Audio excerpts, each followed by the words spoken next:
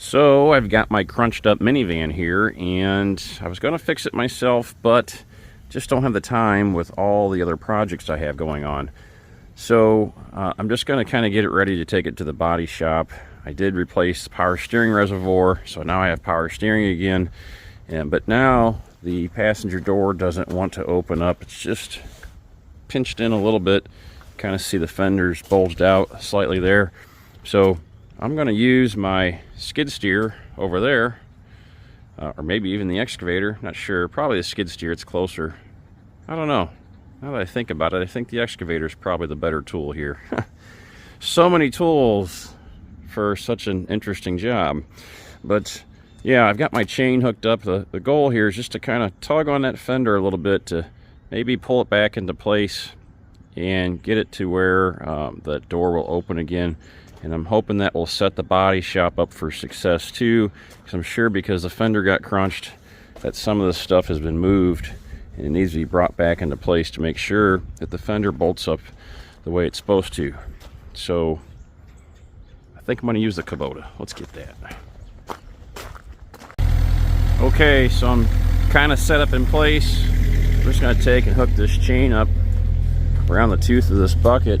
I'm hoping it'll give me enough clearance to where I don't really care if I mash the fender up. The goal here is to create a situation where the door will open again. That's the main goal here. I'm not really trying to salvage that fender.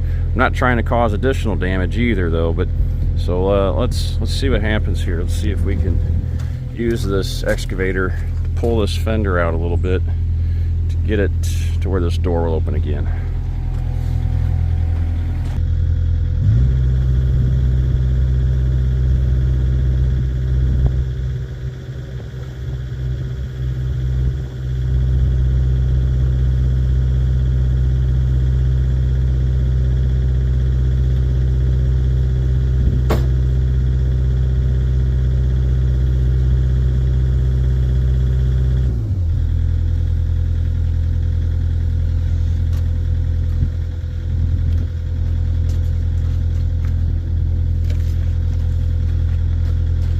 Okay, so I saw the machine kind of suck this thing in. I actually saw it pull back into the body.